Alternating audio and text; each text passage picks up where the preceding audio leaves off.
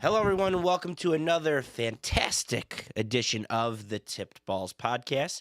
Today is, let's take a look here, Wednesday, October 18th, 2023. I am one of the hosts today, Ol Zolo, and off to my right is the one and only Uncle Sam. Hello. Somewhere in the Florida Keys today, no longer in Tampa, but coming home as soon as tomorrow is the one and only Sam Randazzo. Hello. And of course, behind the decks on the ones and twos, Bruce the Tugboat Venditti. What's up? And we're a little late. We know a lot of you want to hear what we have to say about the Lions, and a lot of you want to hear what Uncle Sam has to say about Brock Purdy. But before we get to that, because we missed today, we got to go over some injuries and some news and wrap some things up before we get to this quick recap of the Week 6 slate. Sam, why don't you give us some news? So some news that came out yesterday. The NFL owners unanimously approved the proposal to not allow in-person head coaching interviews from other teams until after the divisional round of the playoffs is completed. A lot of people were kind of caught off guard by this yesterday. I guess this is a pretty normal thing that happens year in and year out. They end up changing when they're allowed to start interviewing coaches from other teams. So not really all that too big piece of news there, but obviously if your coaches are there, they are staying there till after the divisional round. A wide receiver signing yesterday. Uncle Sam's gonna love it. The Philadelphia Eagles signed a wash-up, has been similar to him, Julio Jones.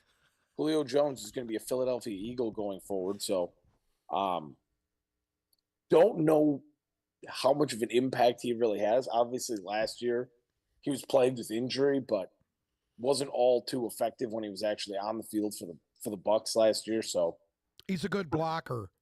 interesting nonetheless. That's it. He's a good blocker. Interesting nonetheless.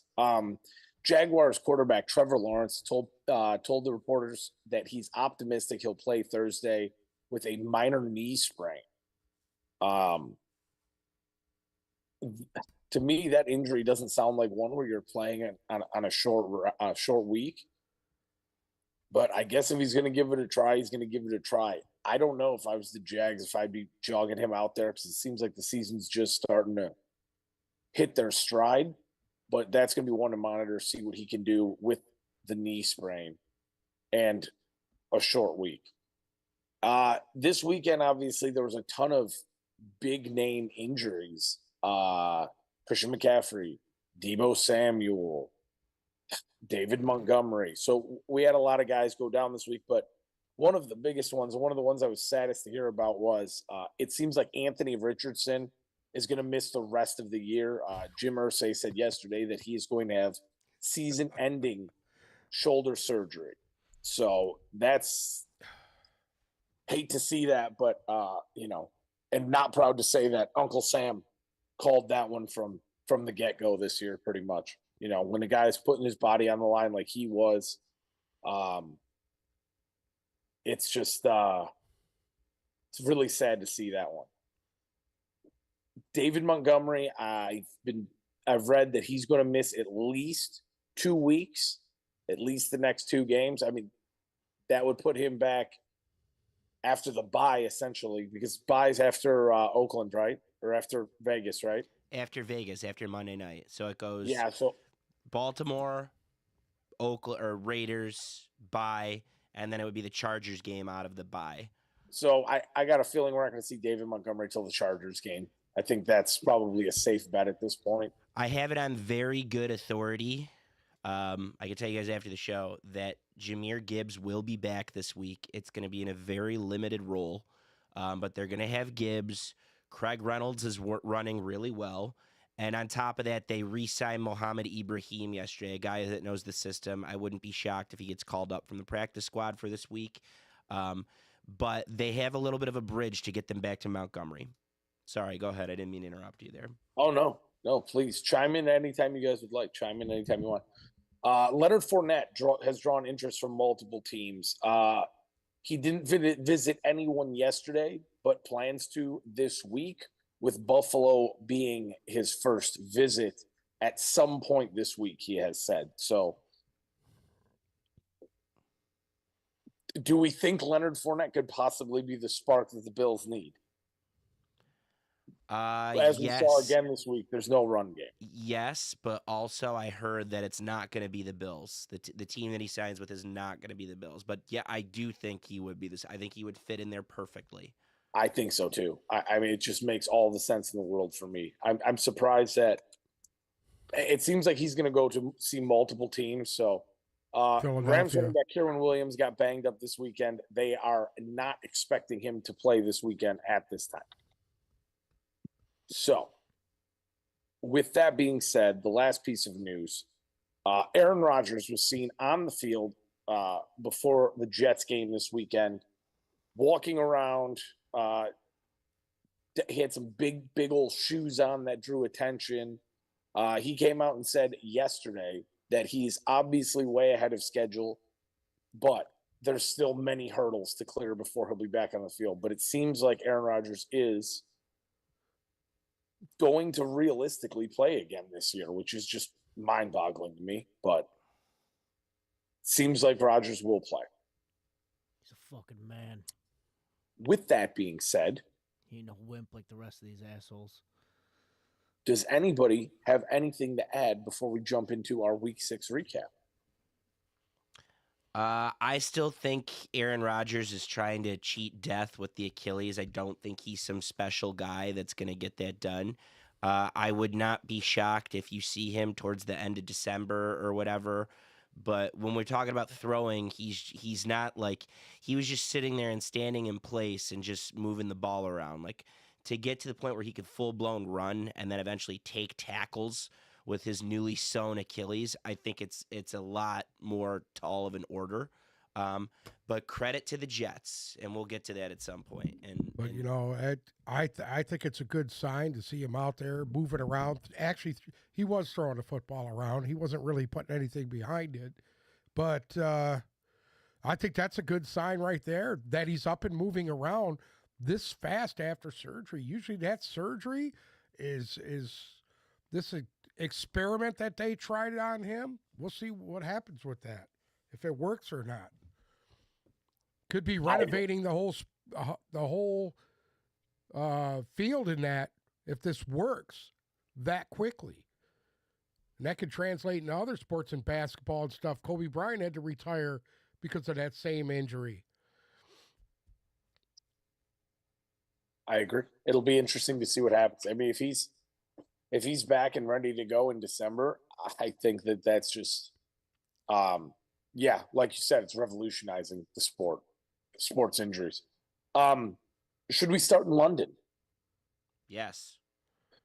The Baltimore Ravens headed to, where was this? Was this a Tottenham game or a Wembley game? This is the last one at Tottenham. They're going to do more at Tottenham's the official NFL stadium now. When they built the Tottenham stadium, they had football in mind. So the sightlines are better. There's an NFL field. So this was at Tottenham. They're still going to do one game at Wembley every year from what I understand, but most of the games are going to be at Tottenham going forward. There we go. So at Tottenham Hotspur Stadium, the Titans were the home team in this game, but ultimately Baltimore came out on top 24-16. I watched this game. It took a second for the Ravens to like get going into the stride that we saw them, but before halftime they already had a 18-3 lead in this game. Tennessee in the second half made it interesting there for a second. They came out in the third quarter. Derrick Henry had a nice touchdown run. They tacked on an extra field goal, but ultimately we did see Ryan Tannehill go down in this game. He left the game 8 of 16 for 76 yards and a pick with a nice QBR of 37. So, and then Malik Willis came into the game and in 5 passing attempts matched his yardage total. So, could this be a blessing in disguise for the Tennessee Titans? Maybe. I'm pretty safe to say you could actually shovel the dirt and throw it on top of them. Well, yes, especially if Tannehill misses some time. I think that if they're forced into playing Malik Willis and Will Levis now, forced into it, one of those two guys has to be better than Ryan Tannehill. I mean, Ryan Tannehill is such a lump of petrified dog fucking feces that I can't imagine one of those two guys can't step up Well, to the at problem least is be that better than him. petrified dog shit is the most accurate guy they got. That's the problem. Yeah, but I mean, you're at this point, okay. I mean, he completed 50% of his passes in this game before he went down. And I have to give credit to Baltimore's defense because I thought they played a Running for very his nice life. game in this. Derrick Henry, 12 for 97 and a touchdown. He was able to break off a 63-yard run at one point that brought his average up to 8 yards per carry. As far as the Ravens go, Lamar Jackson, 21 of 30 for 223, a touchdown and a pick. He also had 62 yards on the ground. I thought he looked pretty nice this weekend. The Ravens still can't really run the ball much outside of him. That's the problem right now. That J.K. Dobbins injury is just pretty glaring. And if they could run the football, I would feel a lot safer with this team. But right now, it seems like it's just Lamar Jackson just kept running the ball and running the ball and running the ball. Because, I mean, Gus Edwards and Justice Hill and company haven't been very effective. Mark Andrews was effective, though. 4 receptions, 69 yards. Zay Flowers, 650 and a touchdown. I'm sure that made you pretty happy, Uncle Sam. Piggybacking off of what you said, it's funny you bring up the Ravens rushing issues. I was watching Michigan on Saturday, and I just kept thinking to myself, like, damn, Blake Corum's he's gonna look really good in this Ravens offense next year, or whoever. They're certainly gonna draft a running back. I think they're gonna take one in the first 3 rounds. They're one-dimensional right now with Lamar especially because I think there's a lack of trust with the receivers, the way they've dropped balls. And you can get away with just shoving it down the Titans' throats. You got the Lions coming in this week, number 2 in total defense, number 1 in rushing defense. You're in a division that features Pittsburgh and a tough Cleveland team, and it's not going to be that easy like it was against the Titans. So they really need to add another dimension to the offense at some point pretty soon here. I don't know. The Ravens, they look good, then they look bad, then they look good, and they look bad. I didn't think they looked like world-beating enough against the Titans, like I would have liked to have seen. Agreed. It's interesting. I think they put on a good show Sunday against the Lions. I think they get more on track to what they want to be against the Lions this Sunday at home. One play I saw in this game that I was shocked by was the Kyle Hamilton ejection. I thought that was such a bang play, and I really didn't see the intent there. And for you to throw out one of their best secondary players on a play that happened like that, I really didn't like that call from the officiating in this game. Outside of that, I thought as far as the London games have gone, this game was pretty good for the London game standard. Like, there was just enough offense. Both teams played defense. Nobody came out like dead flat. I thought it was a pretty good game. Yeah, I'm with you. All the London games weren't. I mean, they weren't they weren't like, oh wow, did you watch that? But they were closer than usual. They at least went into the second half, and they weren't perfect, but they were all serviceable games. So the slate gets a little better in Germany. I know the first Germany game is it's Chiefs Dolphins, and that's going to be a blast in Frankfurt. And I can't remember the second game, but the German games are a little bit better than the London games. So we will see how that goes with these international ones. Shit.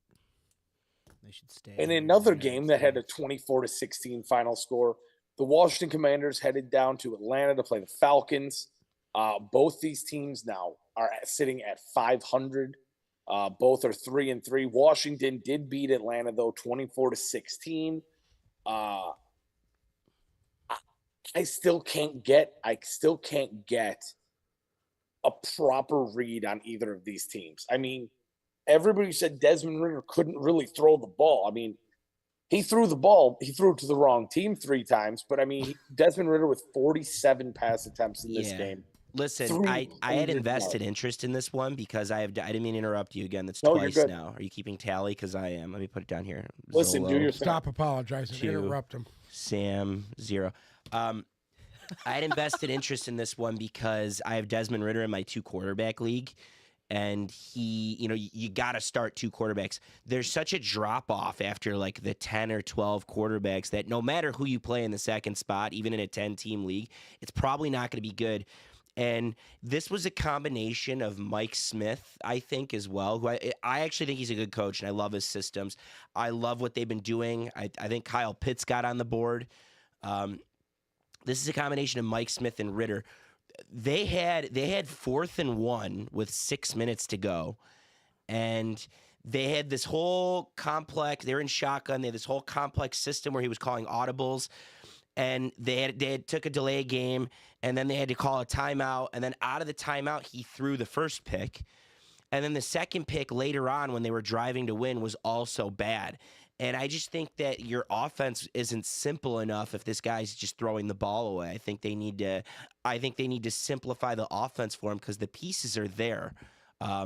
So get that right. And who knows, maybe things can be fixed in Atlanta. But also I think there's enough of a body of work at this point on the Falcons that I don't think they can compete with either the Saints or the Bucs. That's just my opinion.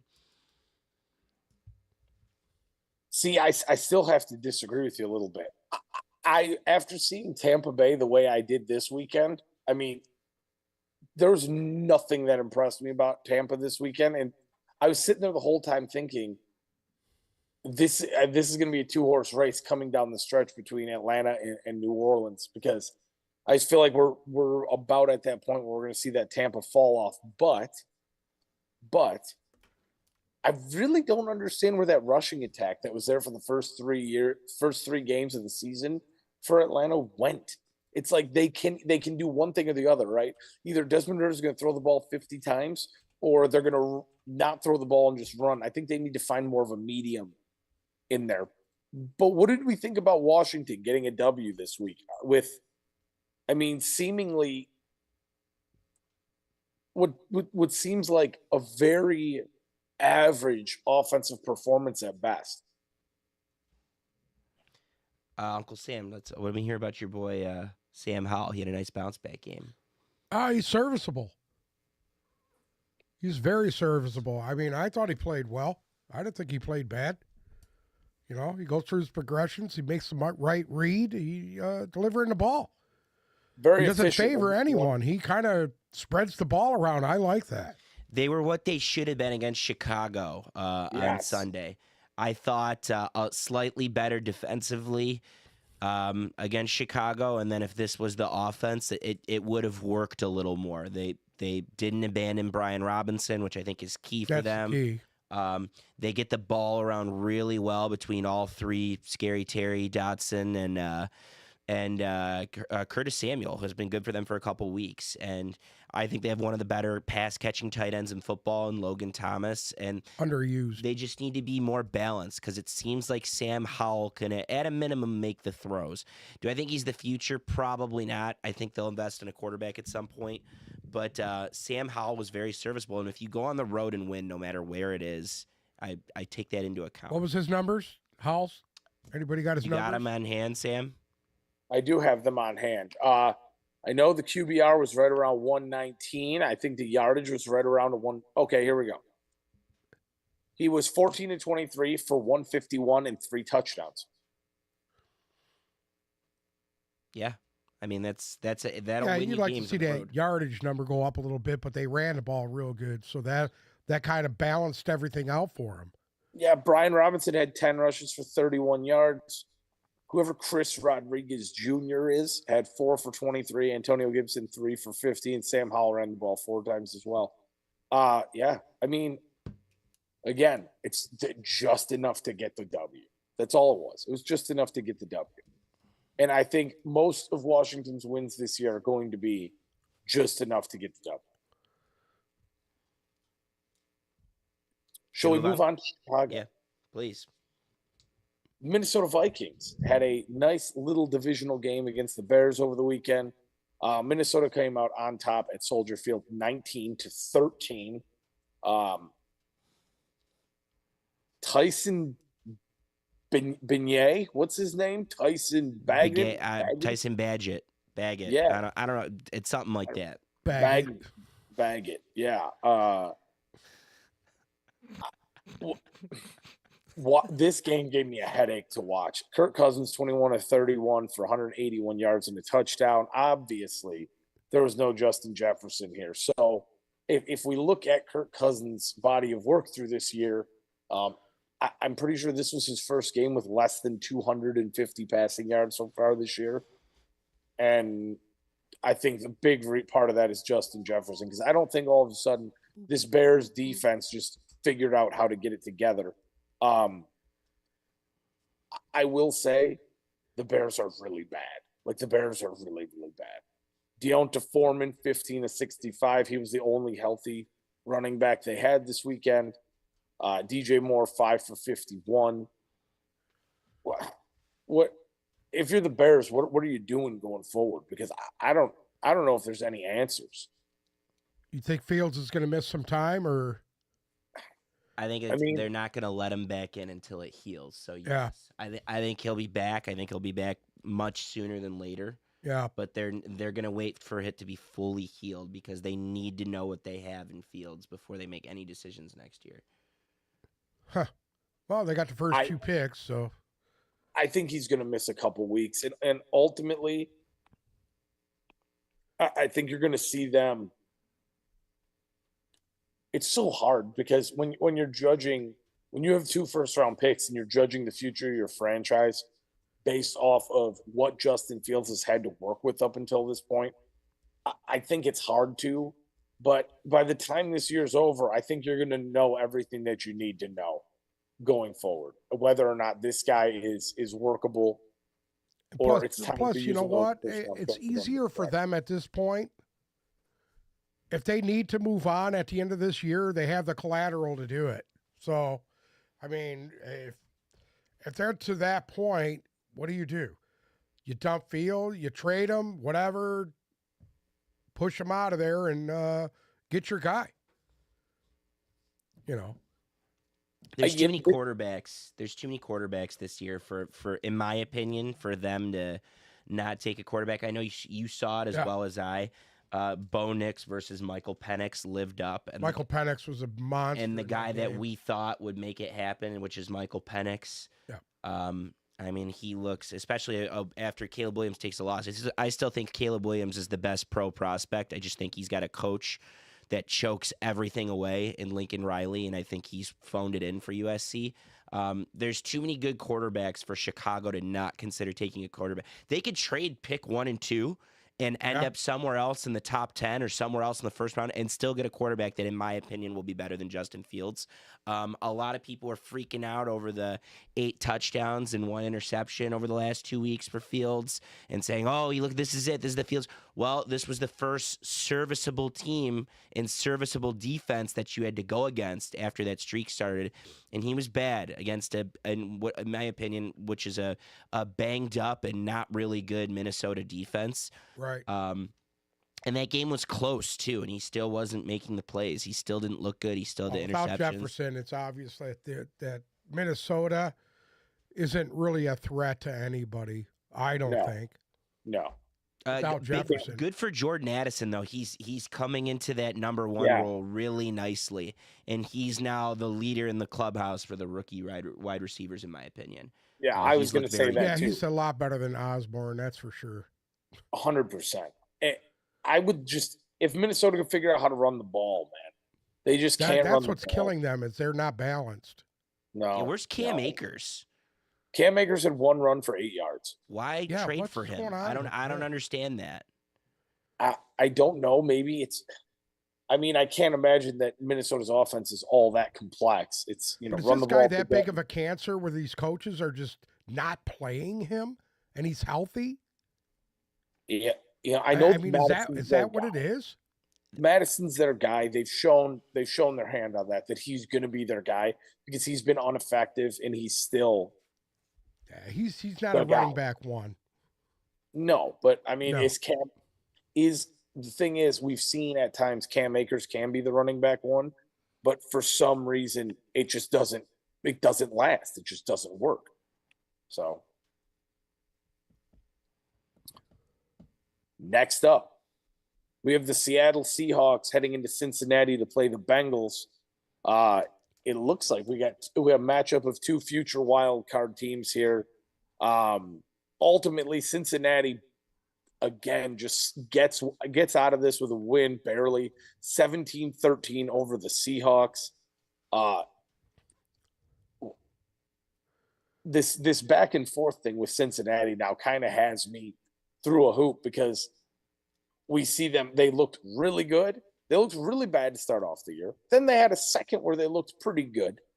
And even though they got a win this weekend, they still did not look good to me. They can't run the ball. I don't think you're thrown off. You just called them a wild card team. And I'm that's because I was so sure we were talking about the 1 or 2 seed in the AFC. So I'm still thrown off because I think that they're only a wild card team. And that bottom half of the AFC is completely up for grabs. I think my prediction, which looked really bad before, number one, I'm inclined to agree with you on Cincinnati. I think they're going to find a way to get in.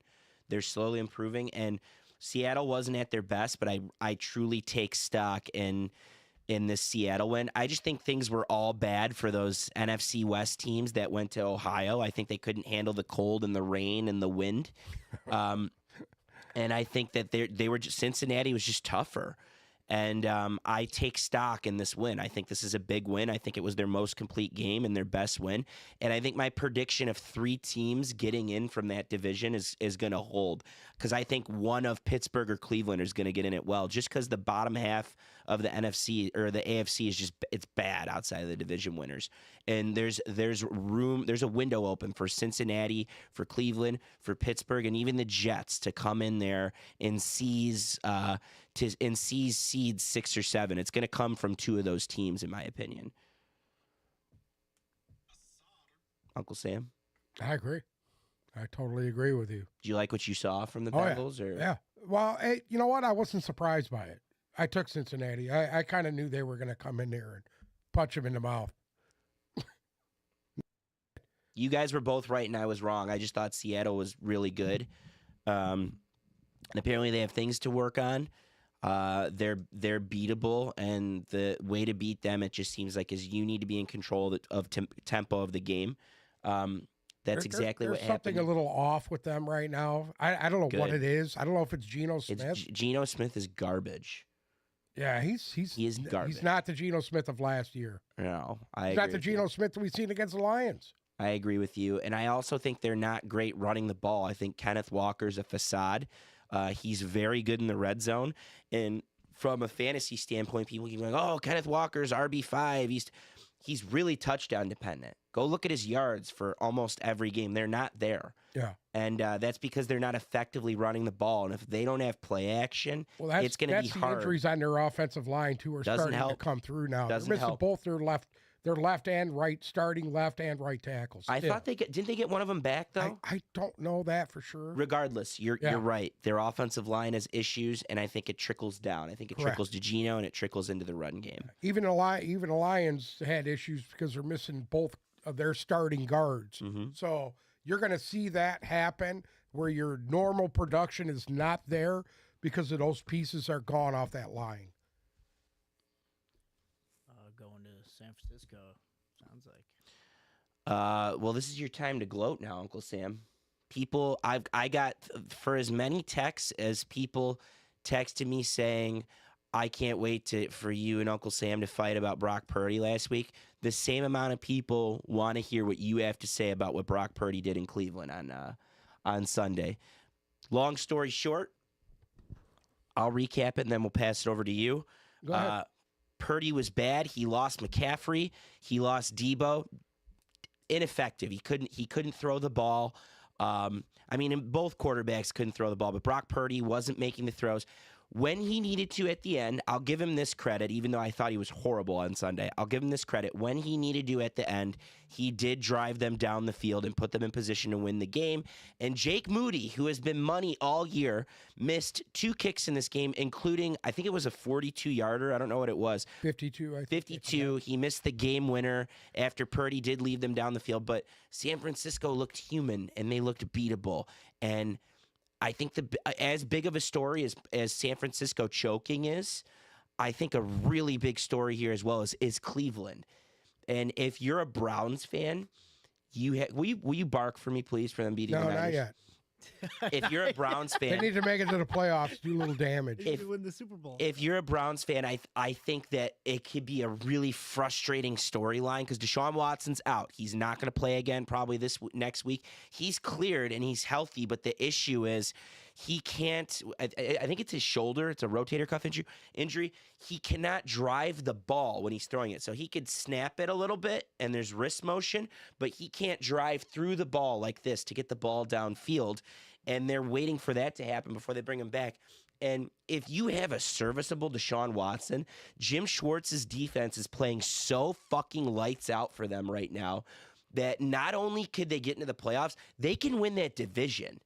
They can win that division. I think this is a big win, regardless of Debo going out and McCaffrey going out. I thought their defense was extremely effective against Brock Purdy. And on top of that, I thought their offense with P.J. Walker slightly moved the ball on that Niner defense. And they do enough well that they can hang around in that division. But go ahead. Start with Brock Purdy and then go to the Browns afterwards, Uncle Sam. Well, I think you got to start with the Browns. The defense. Jim Schwartz is an excellent defensive coordinator. Been there when he was with Tennessee. He's been around the block. Ain't nothing you're going to throw at this guy that he hasn't seen before. And guess what? You get this guy enough time to game plan, obviously he can game plan against any team in the league. Obviously. Because, and I told you guys, maybe about a couple weeks back, and everybody was saying, Cleveland, Cleveland's defense is top 5 defense at this point. That's how they're playing. Top 5. You can argue that. I agree. I think they're a top 5 defense in the league. I don't know if the stats back it up, but just watching them, they totally are. Yeah, because when that front end and back end are clicking together, they're very hard to beat. But you can't avoid Brock Purdy. This is your time to blow. Well, you know what? Brock Purdy is exactly what I said Brock Purdy is. Oh, Jesus. He's serviceable at best. That's what he is. And I told you before, anybody can play in that system. They lost McCaffrey, they're done. Without McCaffrey, they will not do anything. McCaffrey, by the way. They will be just the way they were last year. Before they got Brock Purdy, they were very beatable. They were winning games. Before they got McCaffrey last year, they had the same issues. They couldn't move the ball consistently. They didn't have anybody. You had Garoppolo back there trying to make the throws without McCaffrey. Real quick. And they were beatable. Real quick on McCaffrey. He's going to make a push to play this week. There's a theory that they're going to keep him out. It's probably going to be about a week on McCaffrey. He's going to try to play, but I personally don't think we see him this week. But go ahead. Sam. If they were smart, they would leave him out. If they were smart, they would leave him out. And Brock Purdy is exactly what's Brock Purdy's numbers in that game, Sam? You got it? 12 for 27 for 125, a touchdown, and a pick. Yeah, that's absolute dog shit. That's dog shit numbers. So dog shit. In fairness, all 4 quarterbacks in the 2 Ohio games and then in those outdoor Midwest games, no one put up crazy numbers. It was windy, it was rainy, it was shitty. This was a historic week for unders. I don't know if you guys know that. The unders hit in all but 2 games. It might have been all but 3 games. I think 1 game might have tied. But this was a historic week for unders because of the storm system that moved in. I still think, regardless, you're not wrong. I take stock in Debo going out and McCaffrey going out and them struggling to move the ball until later on in the 4th quarter. I think he got it going eventually. That's a really tough defense to get it going against. I'm not gonna do the Brock Purdy is who I thought he was conversation because that's fair. That's your opinion, and I know it. I definitely want to see.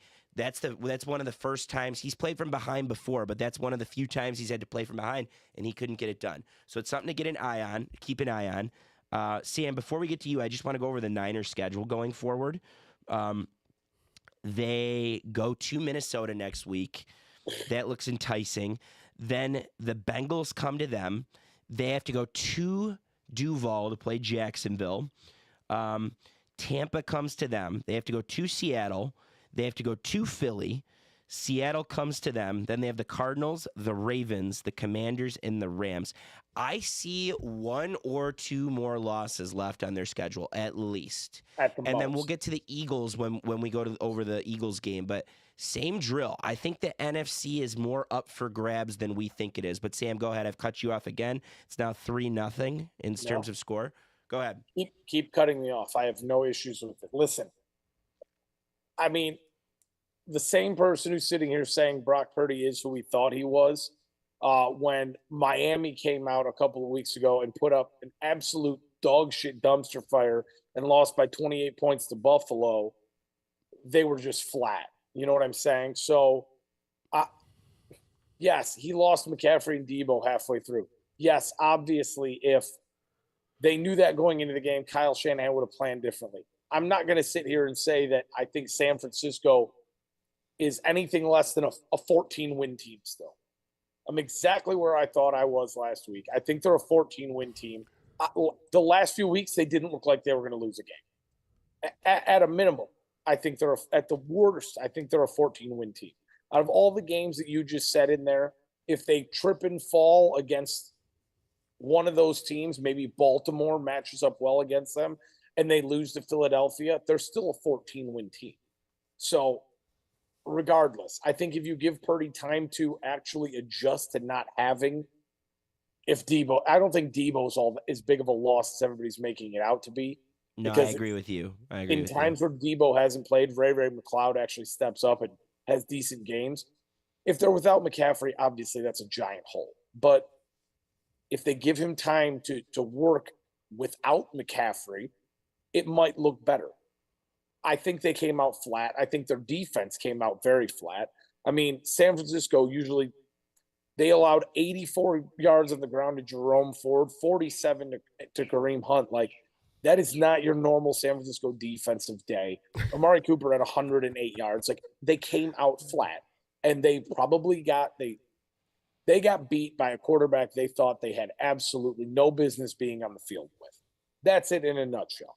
To me, it felt a lot like that Miami-Buffalo game from early in the year. Obviously, nobody thinks Miami is 3 touchdowns worse than Buffalo. I don't think San Francisco is a teams when they're playing like this, you're undefeated, you're whatever, 5-0, whatever. You come into a game, and guess what? They thought it was going to be a cakewalk, and they got punched in the mouth. They got punched in the mouth. This is what happens in this league, and that's just it. No team is unbeatable. I think those days of the 72 Dolphins, 17-0, guess what? 17 is regular season now. So that not even counting the playoffs. So that shit isn't going to happen. I don't believe that at all. How violent I don't the game is. Any team could get hot enough. You need big time luck and hot enough to go 17-0. How violent the game is too. The injuries. Yeah. It's impossible. Like, unless you have a truly deep, like 3 deep team, 3 deep. Yeah. You got to be 3 deep at every position. I think one day we will see it. It's not going to happen soon. It's not going to. It's going to take a second. It's so hard, especially nowadays too, because the game has changed so much of what it used to be. I mean, you can't. Can you think off the top of your head how many backup quarterbacks have won a Super Bowl? Nick Foles, Doug Williams with Washington. Yeah. Jeff Hostetler with the Giants. I mean, it happens. Unless you got somebody that's serviceable backing your guy up, dude, you're in trouble. You're in trouble. Look what happened over the weekend. Justin Fields goes down. They pulled some kid off the street. I don't even know who the fuck he is, and he cost him the game with this fumble. Not that it was all his fault. I mean, he got clobbered. I get it.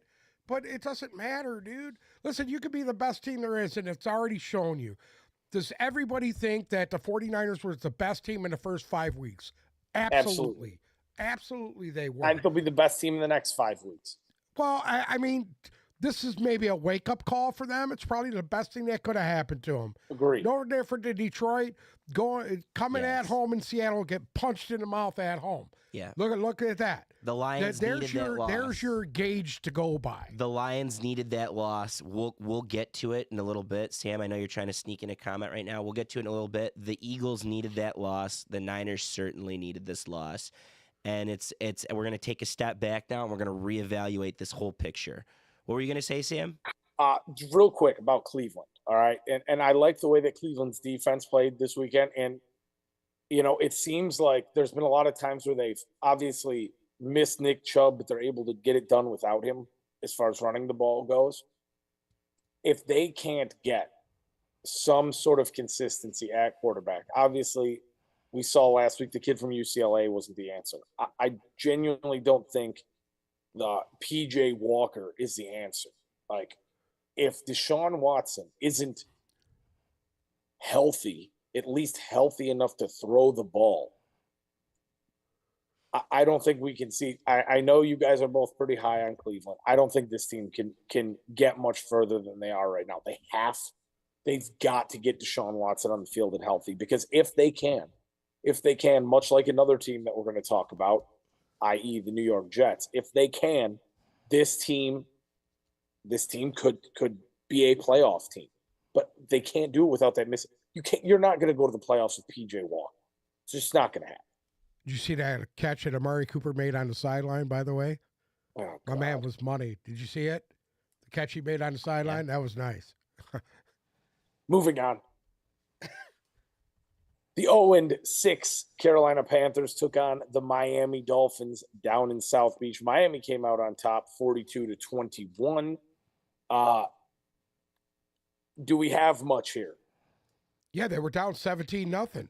Yeah, so you could see the number one, Adam Thielen has evolved into a massive threat both in professional football and in fantasy. Adam Thielen is a top 5 wide receiver in the league right now, the way he's playing. Excuse me. And you could see, I mentioned last week that they've been talking about simplifying things for Bryce Young, and you could see it firsthand, and it showed. I thought Bryce Young was very serviceable. The difference in this game was Panthers defense versus that very vaunted Dolphins offense. And eventually they were just able to turn it up really well. So not much outside of that. I liked what I saw from Bryce Young. I thought he was much improved. I agree with you. I was shocked to see them down to start off this game, but for some reason it wasn't one of those where I was like, okay, Miami's in trouble here, just because, it was against Carolina. And I think Miami actually ran the risk of coming out flat again like they did against Buffalo, but they were able to overcome because they were playing Carolina. And that is worrisome to me about Miami. How many times are you going to come out? Are you going to come out not ready to play and be able to jump over a 17-0 deficit and come back to win the game? I don't think it happens too many times, but I will say Miami, when they decided to turn it on, my God, it's like flicking a light switch for them. It just comes on so fast. It comes on with so much, just so much. The accelerant when Miami's offense is on is crazy. Mostert, again, with another fabulous game. Tyreek Hill just keeps doing what he's doing. But, yeah, you do have to give credit. Thielen had a 115-yard game and a touchdown, and I agree. Bryce Young looks much more comfortable now than he did to start off the year. Carolina's got to get a win eventually, right? I was just going to ask. We think they're going to get a win, right? Yeah. They're going to get it eventually. I think they're going to take down one of those teams in their division just because I don't think they're that good. I truly believe if they weren't playing Miami this week, they would have beat whoever they played. Yeah. They got Houston coming up next out of the bye. That should be a great game. Ooh, that should be a great game. Number 1 versus number 2 and 3. That should be good. Actually, their next 3 are Houston, Indianapolis, and Chicago. Well, they should have a win. They've got to get one in there. At least maybe 2 out of those 3.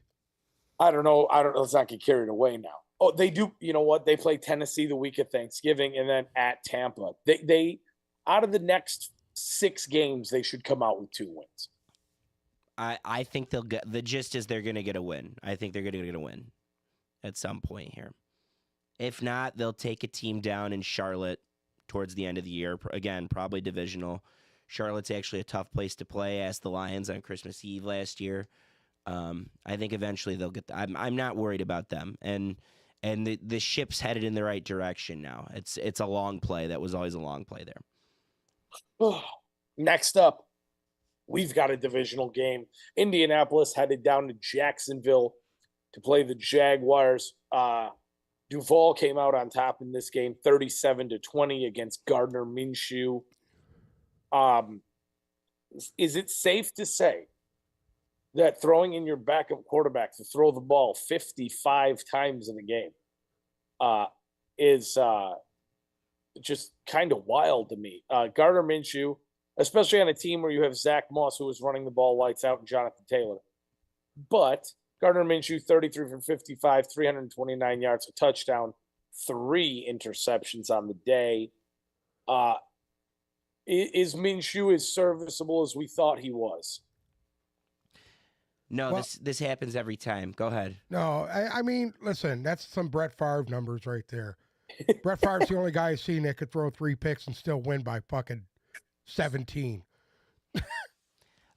This happens every time with Minshew. He comes out early, the first 1 or 2 games, and he's very good, and then it plateaus afterwards. That you're able to game plan for him. He'll be a great backup in this league. I don't think he's the guy that's gonna pilot the Colts offense going forward, but they have a lot of weapons to work with. I wouldn't count Indianapolis out to get more wins under their belts. I just don't think that they're going to be able to make the leap in the division like people might have thought they would. I don't think they're going to end up being a wild card team. I think this is just a building year for them, and I hope we see Richardson before it's all done this year, because Josh Downs is starting to emerge. Pittman's having a great year. Things have been great with Taylor and Moss, and I'd like to see. I'm curious about Indiana's offensive future. So I was reading something that there's a serious chance that Jonathan Taylor could still get moved before the trade deadline if they don't love the way that things are going. I mean, obviously, he just signed a massive deal, so I don't know who really can't sign a massive deal and give Zach Moss 20 carries a game. That's not going to happen. It's hard to unseat Zach Moss right now. Yeah. Right. I think if there's any owner in the league who would do it, who would say, okay, we gave him this money, we gave him that money to see, what he was really made of, and then take Jonathan Taylor and trade him at the deadline, I think it's Jim Irsay. Like, I think there's still a situation on the table. I would say that Irsay, with a couple shots of fucking cognac, is going to trade him before week 7. Yeah, or at week 7. I think it could happen still. Yeah, I think it's still on the table. But I do agree with you, Solo. Pittman has looked good. Even some of these other guys that you haven't heard of, like Kylan Granson, 3 for 67 this weekend. There's guys stepping up for this team that are making these games competitive and at least giving them, a shot without Richardson. Have we seen enough out of the Jacksonville Jaguars yet to give them this division? Are we there yet? I'm there. It's just bad. It's just a bad division. It's just bad. I thought they're Houston. A good team. I thought Houston was ready to take the leap. They're a good team. I don't see them stacking up with the. Listen, the AFC's wide open. It's wide open for who's going to get into the playoffs. Some of these divisions are wide open. It's wide open for who could take down Kansas City. So at some point, I really think they're gonna snap into place. What's going on with Trevor Lawrence? So Trevor Lawrence, it's looking like he's going to play this weekend with a knee sprain. They said obviously they're going to monitor it throughout the rest of the week. The game's tomorrow. They're going to monitor it tomorrow morning and before the game, make a game time decision. But it looks like he's still going to play even on short rest. Well, which worries me. That doesn't make me happy because in all reality, I don't really I get it. They want to trot him out there. But If they're he's playing able New to go, Orleans he's this able to week. go. I wouldn't worry about that. I'd rather him sit this week, come back next week against Pittsburgh at Pittsburgh, and then Who go they into play the this week? They play New Orleans at New Orleans. Yeah. I already know It'd be who a Uncle big win Sam's for picking them. in that one by that. Yeah. They want some separation between them and the rest of these teams. Listen, I get that. But if there's a situation where Trevor Lawrence misses time and you're going on the back of CJ Beathard for your playoff push, I don't like that. I don't like that one bit. Ruh-roh. Yeah. Big time. So I would make damn sure Trevor Lawrence is ready to go, because right now that offense moves through him. Etienne has showed us at times that, he can have big days, but Etienne is not your consistent big day running back.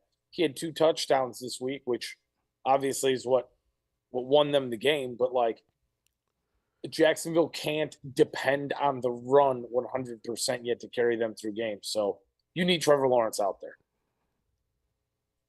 You need him. It's kind of ironic how Zach Moss is absolutely tearing an ass through with Indy there, and he didn't do shit in Buffalo. See the difference between a team that wants to commit to the run and a team that doesn't? Yeah, but this is what I don't understand. If you're going to commit to the run, you have 2 great running backs. Commit to the run. Yeah. Don't let Gardner Minshew go out there and throw the ball 60 times. Yeah, I agree.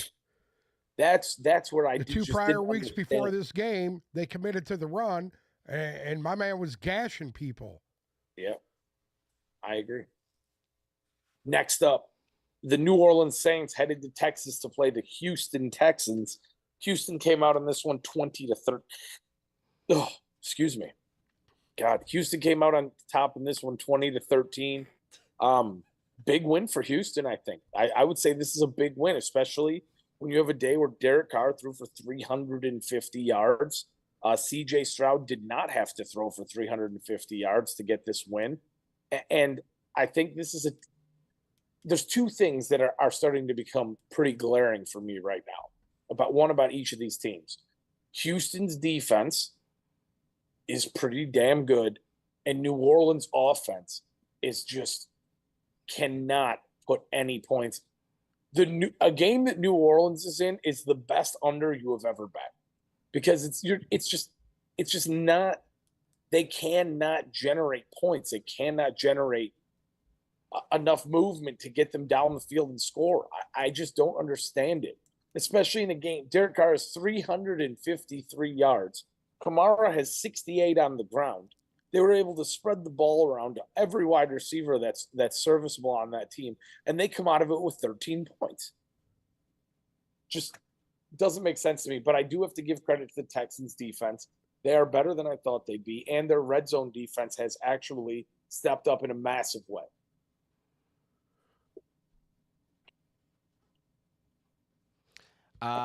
Just with New Orleans, I didn't think they were going to be that good of a team this year. I'll give them a little bit of credit on their defense. I think their defense is outstanding. They still don't have an identity offensively, and they got some weapons. Alvin Kamara is playing just as good of ball as he has his entire career.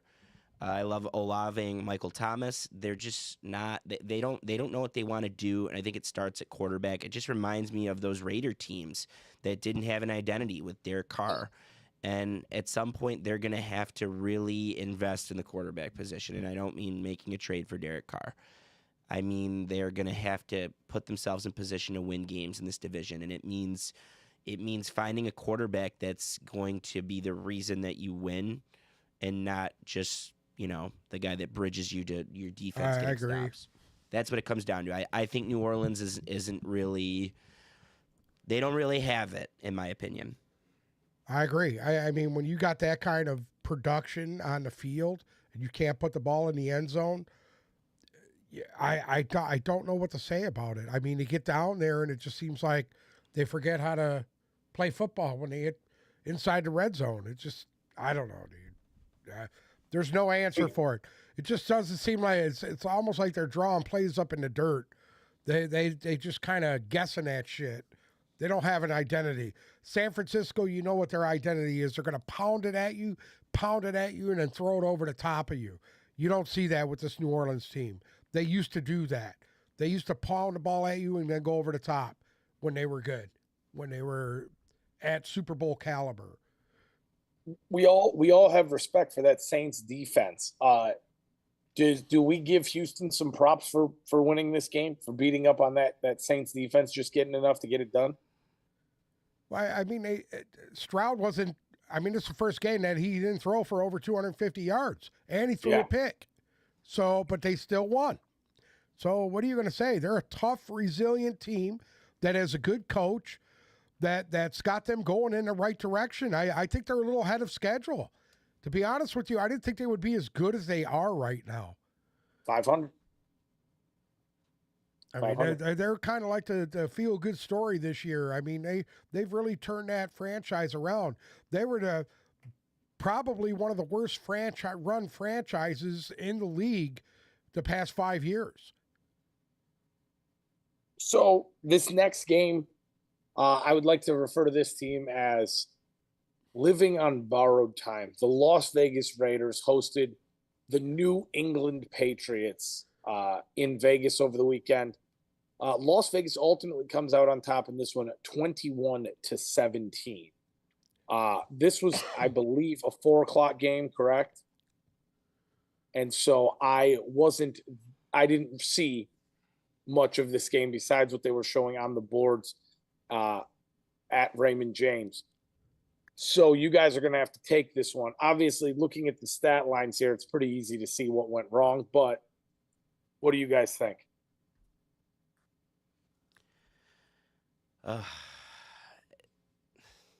You go ahead, Uncle Sam. I need to. I mean, what are you gonna say? I mean, Garoppolo goes down, they still pull it out. I mean, it was probably an ugly game all the way around. They had a shot at the end. The Patriots had. Yeah, they did. They had a shot at the end, but you know what?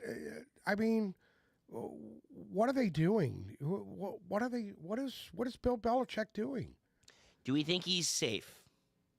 As far as what? Losing his job? Yeah. He's not going to lose his job. They're not firing Bill Belichick. I certainly don't think it's going to happen mid-season. No, Let's get that out of the way. If he steps down, it'll be at the end of the year. I mean, at this point, they're so bad. I would say, you know what? Everybody, I think we were all in agreement that we all thought Tampa Bay was going to be the bottom of the barrel this year. We were all fucking wrong. It's New England. No, and I never believed in Mac Jones. You guys know that. I've always thought he's a farce. Again, another great team that's going to have a good shot at a quarterback. They're going to get a quarterback. Do I think they need more than a quarterback? Yeah, I do. I think that I know you think they have pieces. I agree they do have some pieces, but at this point, he needs to transition. Did you guys know he's also just as close, especially if they don't win another game? Did you know he's just as close as breaking the loss record? He's just as close to breaking the all-time loss record, which is Jeff Fisher and someone else are tied, as he is to the wins record. He's just as close. I think when it's all said and done, he's going to get both of them. Fun. I didn't no idea about that with Belichick. I didn't know that either. Well, you coach this long in the league, that's going to happen. Yeah. Yeah, I mean, I think we're transitioning to the next phase of the career with Bill Belichick, which is, can you build a team again? I'm excited to see it. I'm excited to see if his contracts, if his concepts, carry over. I'm excited to see what they do in the future, but they are at rock bottom. Mac Jones ain't it. It's no longer a short leash. I think it's just done this year, unless they take a crack at Kirk Cousins. And they just need to get some skill. They can't just win like on game planning and one big playmaking. They used to be able to do that. Now they can't. You can't do this in this league anymore. You need a little bit of firepower to hang around. And I don't think they have any firepower. So, and then in terms of the Raiders, you could put lipstick on a pig. It's still a pig. It's you went into New England, and I don't know. I don't. You almost lost to a team that can't do anything right now offensively. I mean, defensively, that they're stout, but offensively, they're fucking horrible. You All know. the Raiders Where's are Hunter doing. Henry? Where's Hunter Henry at? There was a great. Fuck, dude. Are You you have to- kidding me? Just Wow. for the record, you've got to remember this Raiders team right now is Putrid. Jordan Love not throwing 3 interceptions straight to them, and Mac Jones being semi-competent away from being a 1-5 team. I think right now Vegas is the biggest farce at 3-3. This Raider team especially- reminds me of the Minnesota Vikings of last year, winning all these Correct. games within That's a what couple it of is, points. It's Yes, just, I it's- agree with you. It's putrid. That's what it is right now. And I'm Yeah. going to say this. It looks like it's going to be the Aiden O'Connell show here for the next at least week or two. Well, no, who Yeah. they have in there? They had They threw Brian Brian Hoyer in when Garoppolo went down, but it's already according to the Twitterverse, Aiden O'Connell is going to get to start again this week. Maybe Brian Interesting. Hoyer was just a Patriot thing. Maybe because he could read what they were doing a little bit better, or I don't know. What Josh McDaniels scooped him up so Bill couldn't go get him Yeah. finish out the season. Probably. And good for them for 'Cause taking a they crack cut him on in training Aiden camp. O'Connell. I think Aiden O'Connell's a good quarterback. I don't know what he's going to be in the league. I know he wasn't great in his last start. Well, no, he wasn't bad in his last start. I know it was serviceable, but I'd like to see what he could do. If I'm a Raiders fan, I want to see what all these guys can do at this point. So Yeah. Next up, we had a divisional game. Arizona headed to Los Angeles to play the Rams. The Rams made easy work of them, 26-9. And I'm going to say this: Arizona. It was cute in the beginning of the year when they were staying in some of those games, and they caught the Cowboys on their sleepy week and beat them. But are we at the point now where Arizona has fallen back into the pit of despair? yeah, we're just waiting for Kyler Murray at this point, and I do think we're going to see them. I'll say this much: they're still playing these teams tough.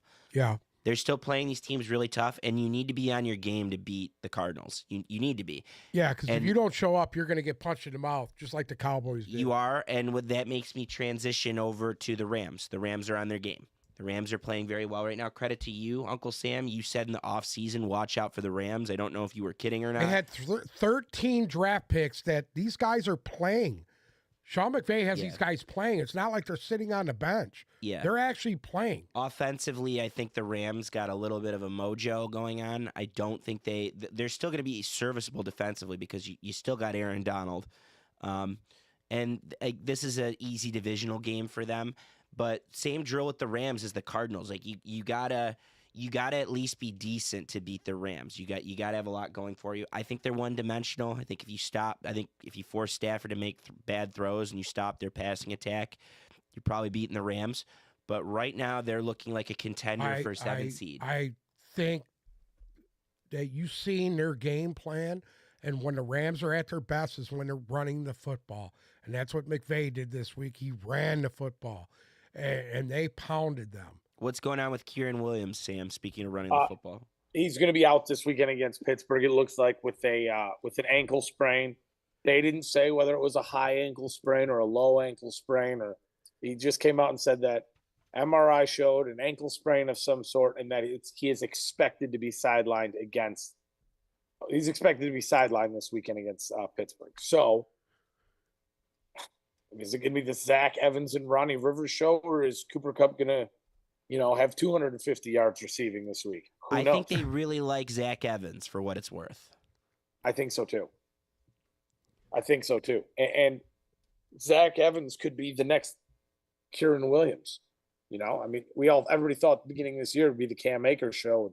Kieran stepped right up into that role. So no one's more unpredictable with running backs than Sean McVay. True. Nobody. Yeah.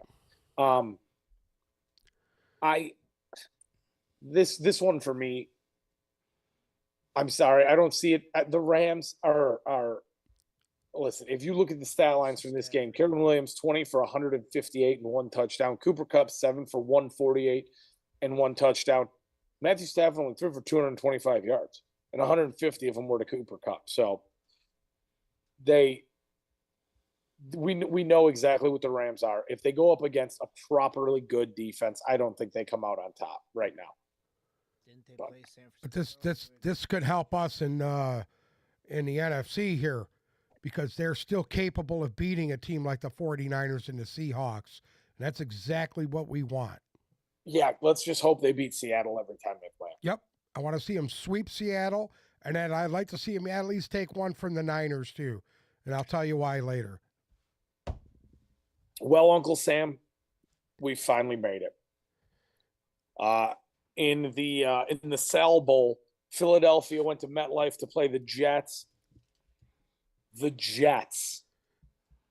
Gang Green comes out on top 20-14. And probably the second biggest shocker of the week next to San Fran and Cleveland. What happened to where an undefeated team goes in to play Zach Wilson and just gets punched right in the mouth? That's Buffalo. This has happened twice now. It's becoming a trend. What's going on? It's Jalen Hurts. I think Jalen Hurts is the story here. I think that regression talk from the beginning of the year is back on the table. And that was a fully potent. There's some injuries. I know. I know. What's his face? Jason Peters, or no? Who's the left tackle? Lane Johnson's injured.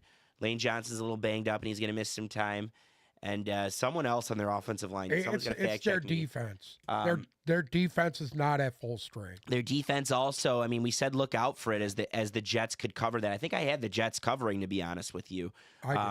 We said look out for it because there was no Slay, no Jalen Carter. I still don't think the Jets did a lot offensively to win that touchdown. They got a free touchdown at the end with Breece Hall. He's a big story for the Jets offense. Breece Hall is playing like one of the best running backs in the league. He's at full usage right now as well. But I think the story in this game and what went wrong is Jalen Hurts was just not great. Jalen Hurts was not serviceable. He wasn't running well, in my opinion. He wasn't getting the ball downfield well. And it showed like that you want to beat the Eagles, you need to step up a little bit defensively and watch what happens. That's why Tampa pushed them. That's why the Jets were able to beat him. And when you look at the other side of that, you look at Gang Green. They didn't have Sauce Gardner. They didn't have a lot of guys. They didn't have their other starting corner, too. DJ Reed, yeah. DJ Reed was also out. So without their two starting corners against that Philadelphia offense that was unable to get any kind of consistency going, running or throwing, they were beatable. This is the issue I had with Philadelphia yesterday is as simple as this. DeAndre Swift had 10 carries. Kenneth Gainwell had 2 carries. Boston Scott had 2 carries. And were any of them very effective in their 14 carries?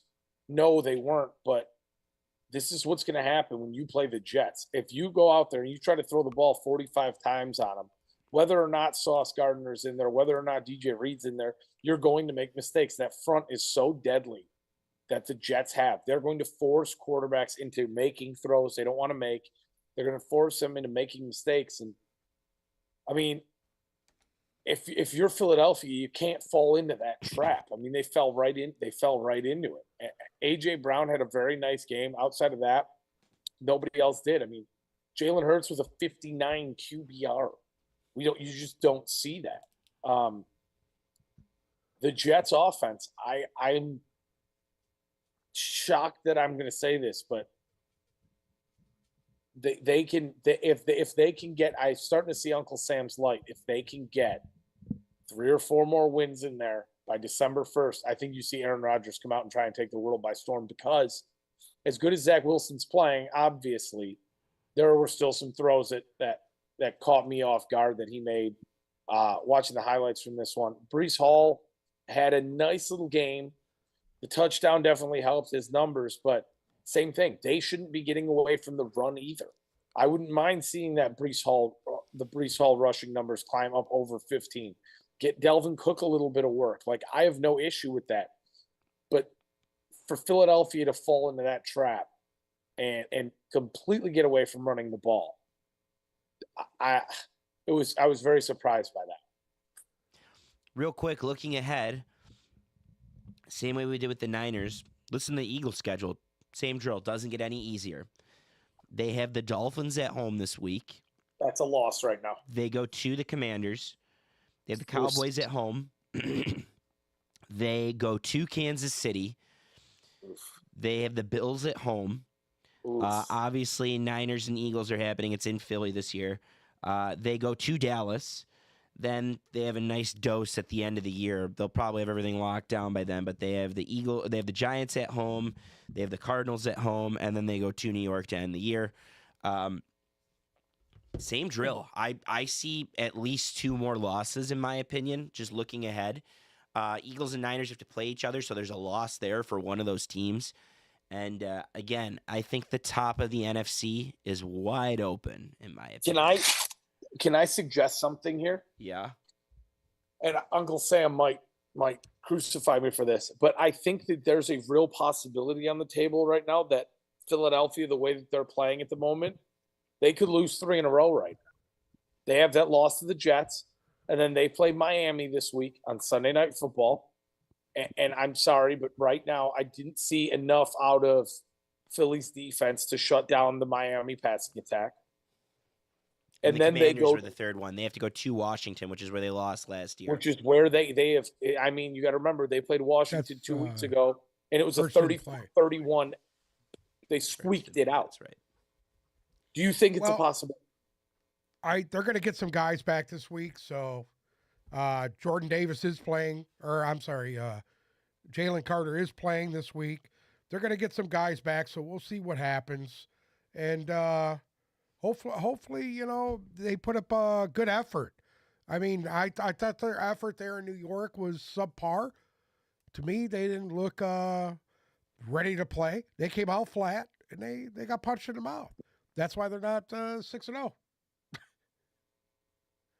Next up, the Giants take their first loss in the state of New York in 30 years to the Buffalo Bills.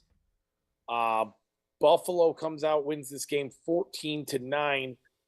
So I had my phone propped up on the dashboard on a drive from Tampa down to the Keys to listen to this game.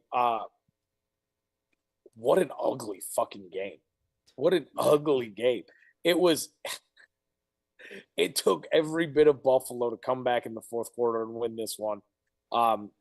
Josh Allen, iffy game at best. James Cook actually had a decent game.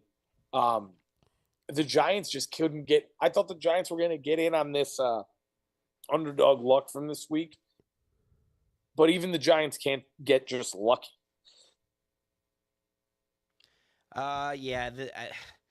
There wasn't enough to like. I'll say this much: good for Tyrod Taylor. Yeah, I thought he played very serviceable. They were a weapon or two away from winning, but Saquon looked okay in his return. 93 yards on 24 carries. They still don't have some elite pass catcher emerging there, and I think that might have been the difference in this one for Tyrod. I agree. And then Darren Waller just held on to that ball. If Darren Waller just grabbed that ball. Yeah. I mean, I thought that was a pass interference personally, but I did too, right at the back of the end zone. He was totally getting grabbed. It was clear he was face guarding at least. So that's a 5-yard penalty. Credit to the Giants, though, because did you guys see the Justin Pugh straight off the couch thing? I mean, they lost 2 more offensive linemen, and they brought in Justin Pugh off the street. He started at left guard, ended up having to play left tackle after not playing football for a year or two. Yeah. And he was serviceable, and he's a free agent now, I think, because of it. Because they didn't sign. He wasn't signed to the practice squad. So the Giants are making do. That's a tough game, and they came out. Would love to see what they would have looked like this year with a little bit more health. They're not getting it though, and I think they have 90 yards with that offensive line. Yeah, that's something to say right there. Yeah, and again, Tyrod was serviceable, 24 for 36 for 200 yards. They just need a pass catcher. They need a game changer downfield. I don't know what's going on with Jalen Hyatt. This is the 4th time we've said that on this show.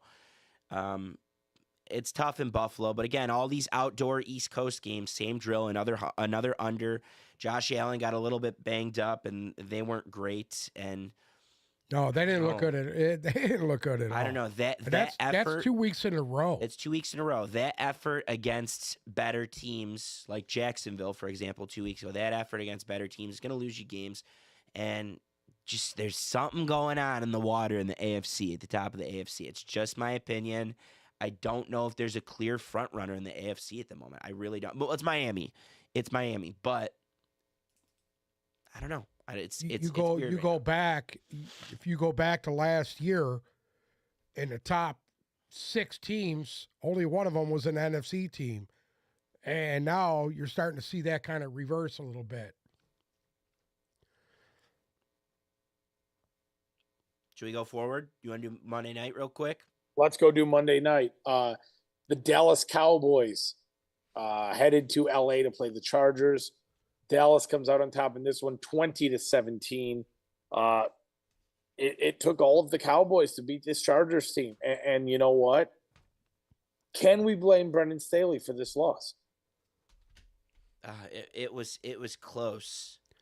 I don't think you can blame him. I don't have a problem with him going for it. And No, they had to go for it there. they had to. They had to. There was no way they were going to stay with those guys. They had no answer for CD Lamb. The guy was running wide open through that defense. And that's the only thing that I seen that was really horrible. I mean, Tony Pollard only had one big run. Outside that run, he wasn't that great. I guess you could say Dak Prescott did what he had to do. I mean, he didn't give it away like he did the week before. Can I make a quick observation here? Please. Has Tony Pollard been a bust this year? I think so. I thought he was always a bust personally, so. So did I. And I mean, for a team that was so excited and willing to move on from a guy who was so beloved in Zeke Elliott there because they were so infatuated with Tony Pollard. I never understood it. I couldn't wrap my head around it. You had a nice two-headed monster with the both of them, and Mike McCarthy's wasn't smart enough to figure out how to utilize them both. But I think this Cowboys offense would look so much better right now if they still had Zeke as an option with Pollard. Like it did. We've seen it before, and it looks better. I get it. Tony Pollard at times can be very explosive, but so far he's been, in my opinion, a bust this year. He had 15 carries for 30 yards in this game. And Austin Eckler jumped back in. I still don't think he was 100% healthy just from watching this one. He had 14 for 27. Obviously, Dallas's defensive front's no joke, but my God, this was the Chargers could have had their coming out party here, and they just couldn't fucking get it done. The biggest story I think in this game was Dallas's defense bouncing back, or you can flip the narrative and say that the Chargers offense just isn't doing enough to win. I don't think Mike Williams is the difference. They were pretty much full firepower. They utilized Gerald Everett for the first time this year. I don't think they're going to the other guys. I don't think offensively that Kellen Moore is using Quentin Johnson is arguably the best receiver that came out this year, and they don't even look his way. And to me, that just I don't get that. I'm not gonna jump on Kellen Moore because I don't think he's a bad coordinator, and Mike McCarthy dodges another bullet. That's all I'm gonna say.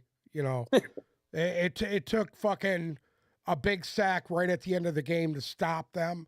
And I don't know. I still don't think the Cowboys are that fucking good.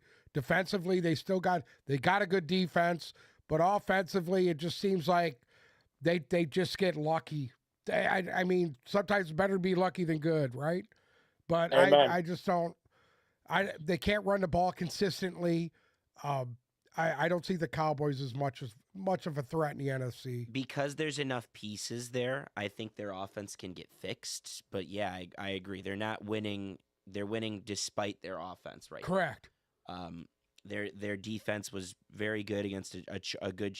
I wouldn't call it on the road because obviously whenever any team plays in SoFi, it gets rated. But against a decent Chargers offense that was pretty much full power and.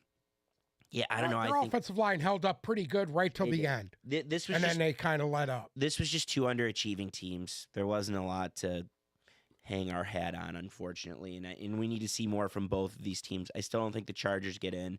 I think that the Cowboys get in just because there's no clear-cut team in the NFC outside of maybe Seattle, like the outside of the division winners. So, but I agree. We need to see a lot more from both these teams, but in particular Dallas. I think we need to. We're missing something with Dallas. They have too many pieces going underutilized for us to sit there and watch this and continue to think that they have something going. So, well, speaking of fans raiding a stadium, I will say, being at Raymond James this weekend, our own Detroit Lions headed down there to play the Buccaneers. That stadium was easy a 50-50 split. And I was just absolutely shocked walking in. I knew there would be a good amount of Lions fans there, but there was so much Honolulu Blue in that crowd this weekend. Honest to God, it was and obviously the Buccaneers fans didn't have too much to be happy about here. But it was a split. When the Lions were on defense, that place was loud. It was an awesome game. I loved the creamsicle uniforms from Tampa Bay. I loved the throwback graphics they had going on in the stadium. It was a really, really cool experience. Great game to be at. But my God, did Lions fans really show out in this game? Fun, great game to be at. Loved watching the Lions defense. I mean, Tampa Bay wasn't able to do much. They controlled the line of scrimmage completely on both sides of the ball. I thought Jared Goff did exactly what he needed to do to get this game won. Riverboat Dan didn't take any risks. He kept it in his hip pocket in this game, and I think it paid off. I actually loved watching this Lions team this weekend. And I think part of it is because they're very easy to fall in love with right now. But there's something special about this team and about this fan base right now. I know it sounds like it. I think I've officially drank the Kool-Aid. I think I've drank the Kool-Aid. I got 5 things if you want to hear them. Let's go. 5 things for week 6. Lions over Bucks. Thing number 1, 4 letters. JAMO. It was incredible.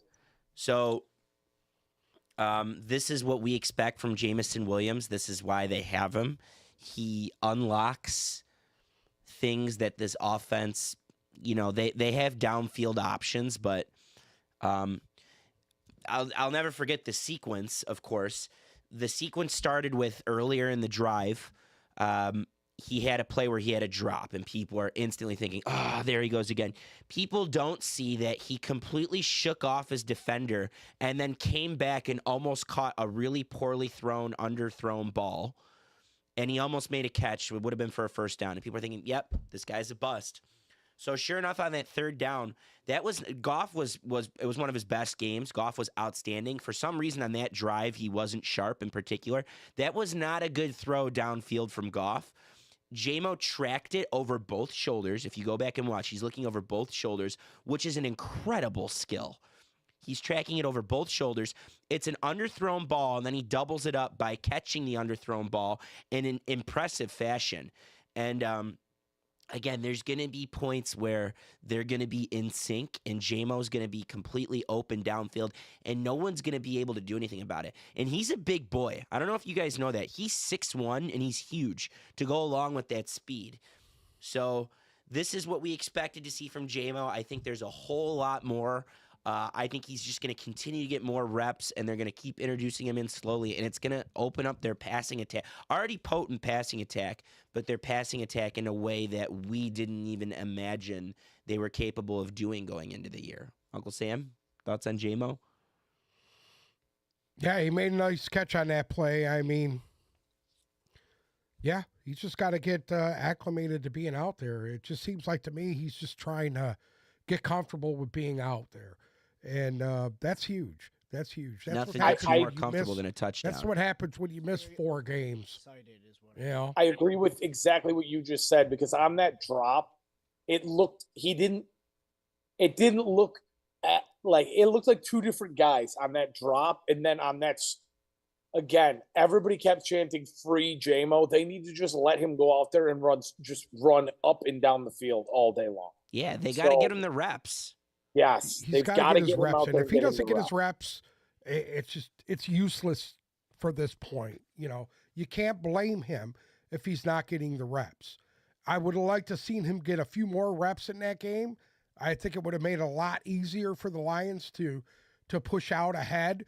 But they did what they had to do there. The third quarter, they had a drive, and in the fourth quarter, that was like 7 minutes.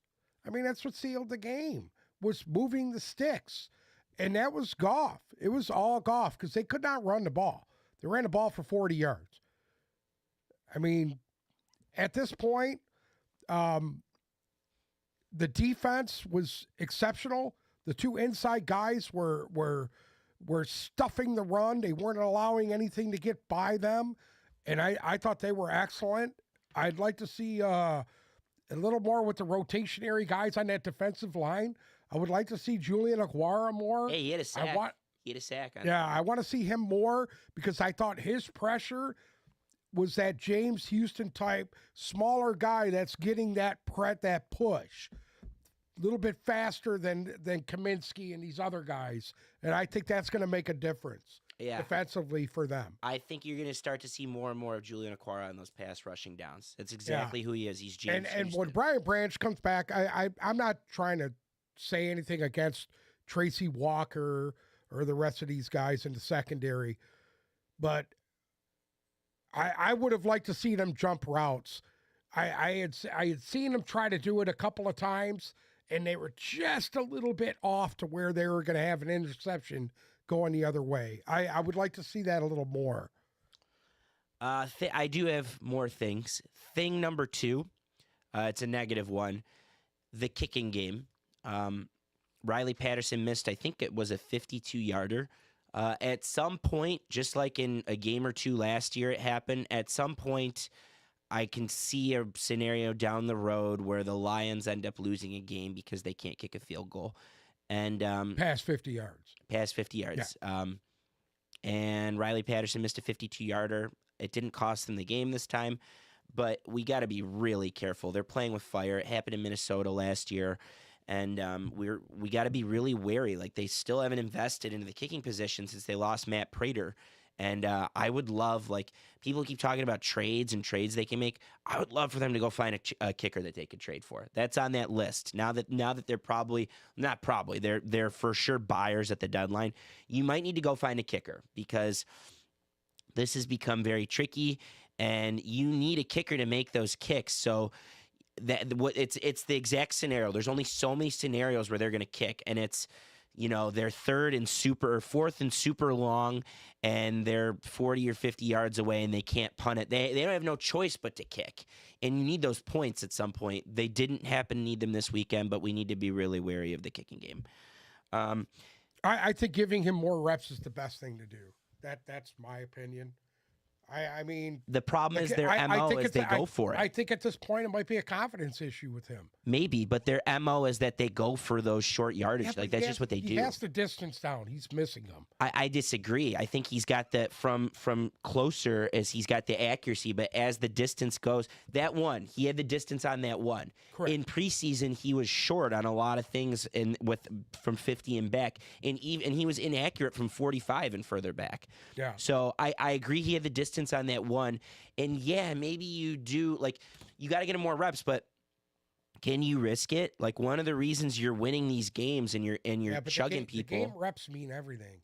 They do. What I'm saying? They're still winning. It's high pressure situation. It's a high pressure situation. I'm with you. On kicking, game reps do mean everything. Look at Jake Moody. There you go. I'm with you, but it's like you can't just create. You can create reps for Jamison Williams. You can't just create reps for your kicker. It's tough. I mean, if you're going to try for a 50-plus field goal, if you're not, I mean, what has he been doing? He usually goes for it there. And that turns the ball over at midfield. But he's going for it because he doesn't trust his kicker. Correct. Where I'd rather see him, what would you rather see him do? Punt? Let his defense play? No, I want to see if it's they super did that long. In this game. If it's fourth, which it was 4th and 13, I think, when they kicked. If it's 4th and super long, like, I want to see them kick it, but I understand why he goes for it at that point. So if that's the case, then maybe just, if you're not going to kick the ball at all, just go for it.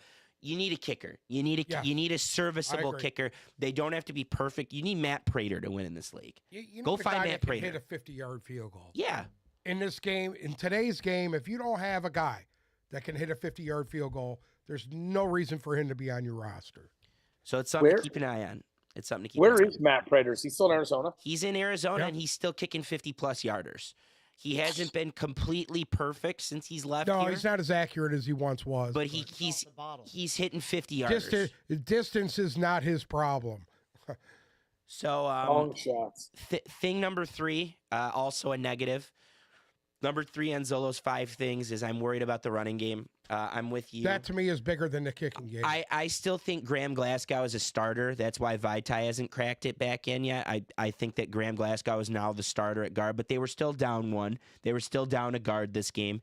And they need to, in my opinion, I think they need to be more aggressive in addressing running back. I think you need 3 guys. If you're going to introduce, if Jahmyr Gibbs is injured and David Montgomery's injured, you need 3 guys. If David Montgomery's playing and playing perfect and you're still going to introduce Jahmyr Gibbs slowly, you need 3 guys. I love Craig Reynolds. I love what he's done. I think the guards were more the story because Craig Reynolds was very serviceable last week with the starting guards.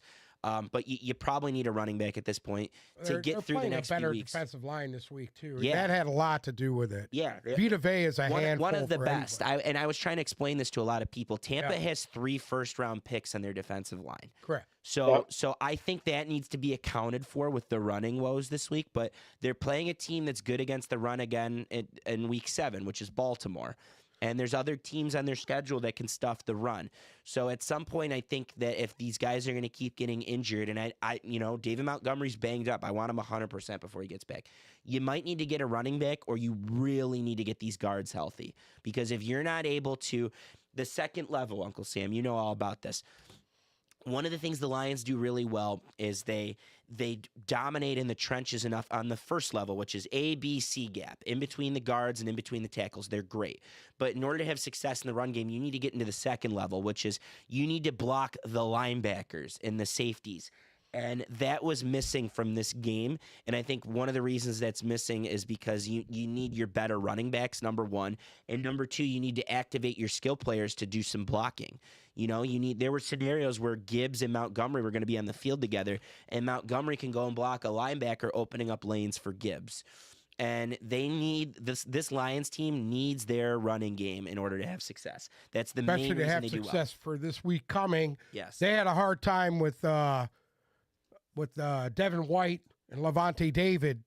They're going to have another hard time this week with Patrick Queen and obviously Roquan Smith, who those two are probably the 2 best tandem in the league right now that they're going to go up against this week. So thing number 4 on Zolo's 4 things, Jared Goff might be the MVP of the National Football League at the moment. Wow. If hard to speak against it. It was the talk of the day yesterday. It's probably him, Tua, and Purdy at the moment. I would say it's those 3. Maybe you could sub out Purdy for McCaffrey. You could kind of slide Purdy's name out of that. At Yeah, point. but you're you. The rest, the betting favorites and the rest of the league favors Brock Purdy. Regardless, if this continues on and Jared Goff continues to have the year he's having, how could you not say it? So I think if they end up as the 1 seed in the NFC, which people laughed at me, people close to me laughed at me when I said I think the Lions are gonna go 13-4 and even have a shot to go 14-3. I agree. Especially if they win this weekend. The 2 toughest games left on their schedule, in my opinion, become at New Orleans and at Dallas, which on paper are still winnable games. And this Baltimore game coming up too. The Baltimore game coming up. Those are the 3 toughest games. Especially if they win. If they win this weekend, they're looking at 7-1 in the bye, and they're very much in conversation. They have the easiest schedule going forward in the NFC. Yes, out of the teams they're competing with. So they're very much in. Like I want to cry talking about it, but there's a chance that the road to the Super Bowl goes through Ford Field in the NFC. And if that's the case, it'll be because of Jared Goff. And if that's the case, Jared Goff will have to be in the MVP. If they finish as the number one team in the NFC, he's an MVP candidate. Like it's undoubtable because of the way he's playing. I agree. And I don't think he was perfect on Sunday. Again, that drive where they ended up scoring the JMO touchdown, I thought he was a little off. But just the way he was carving up a really good Tampa defense on the road and his confidence and his swagger. Yeah, unable to run. Here, let me explain something to you. On the road against a good defense, a very good defense, my man had to throw the ball how many times? Sam, you got the numbers? Between 30 and 40. It might have been north of 40. Jared Goff's stat line was 30 for 44, 353 yards and 2 touchdowns. Okay, he had to throw the ball again 44 times against a very stout defense because they were unable to run the ball. Healthy. They were pretty one-dimensional, and he showed that he could step up and carry his team. That, to me, says MVP. Yep. I'm pretty sure this was the first time all year Tampa had Carlton Davis, Winfield, and his name's Jamil Dean on the field together for the first time this year, and he was still able to torch them. Yeah, and there's bigger picture things to back this up. The Lions have won by 14 plus in 4 straight. They now, with that Niners loss, the Lions now have the longest consecutive streak. I think it's 15 games of scoring 20-plus points, which is huge. Which brings me to the last... And they're 13-3. They're 13-3 since last year. 13-3 in their last 16, and that's because of Jared Goff. He's been good and all that. But that brings me to my last of my 5 things, because I know we've talked a lot today. The last of Zolo's 5 things in the Lions' victory over Tampa this week is, if you're going against the Detroit Lions, you better be perfect. You better be their A game, because they are now one of the toughest outs in football. They are the only team that hasn't lost in regulation this year. I think if they win the coin toss against Seattle, they probably end up winning that game too. They are a top 5 offense and defense. They have the numbers to back it up. They're holding their opponents to under 20 points a game, and they are scoring over 20 points a game. I'm no math expert, but that is a recipe to win a lot of games in this league. So if you're playing the Lions, you cannot make mistakes. You better be healthy. You better be very skilled, because they are going to be I don't think they're going to go undefeated the rest of the way, but they are a very tough team to beat. You have to be perfect to beat these Detroit Lions, no matter what, too. You have to give them your best shot. If there's an injury, you still got to give them your best shot. If you're on fire, you still got to play defense and give them your best shot on defense. If you're stopping them and stopping their offense, well, guess what? You got to try and find a way to score on their defense. They're giving knockout punches. They have won by 14 plus in 4 straight games. And for the second time in franchise history, the last time it happened was in the 30s. Okay, they are shit-pumping teams, no matter who it is. This was a good team. I take stock in this win.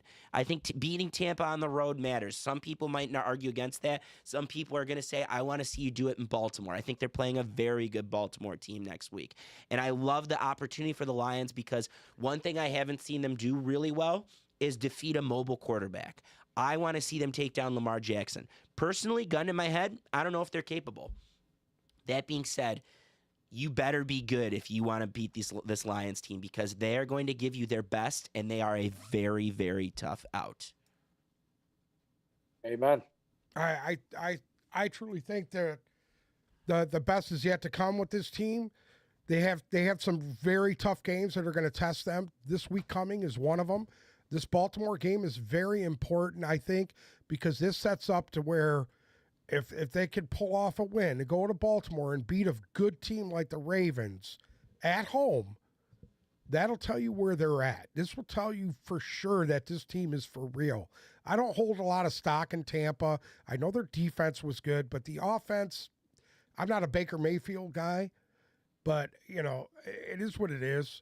They went up against 2 stud receivers. Mind you, one of them was hurt, but Jacobs and Sutton held up very good against 2 very good wide receivers. They're getting better every game. They're getting better every week. And that defensive line is getting better every week. They have a big test with Lamar Jackson this week. I think the key to the game this week coming is real simple. Somebody better cover Mark Andrews. The tight end has destroyed that defense, and if they can cover him and keep him in wraps, they'll be fine. They should win that game. Can't agree anymore. Can't agree anymore. Zolo, you'll be there, right? I'll be there. 2 rows behind the Lions bench. I'm excited. When are you? I hear you. When are you going? I leave Saturday morning Beautiful. So Friday's show will be for DC. absolutely For electric. DC. I'm going to DC and driving to Baltimore. I heard it's not safe to stay in Baltimore, and it's not safe to park your car too far outside of that stadium. So we're trying to make it short. But yes, You trying to say Baltimore's a dangerous city, bud? yeah, Huh? yeah. You live in the most dangerous you- city in the country. you What are live in you a war zone. talking? I've never seen The Wire before. Huh? But that being said, I'll be here Friday, and I should be back for a Monday afternoon show. That shouldn't be a problem. Sounds good. Beautiful. One quick piece of news before we end. Jalen Ramsey was activated off of IR, so he enters his 21-day window. Probably will not play this week, but should be ready to go for next week's game. The So, rich get richer. the rich get richer. Anything else to add, gentlemen? Looking forward to week 7. I wonder how this next game is going to play in the psyche of Brock Purdy. That's what I'm waiting to see.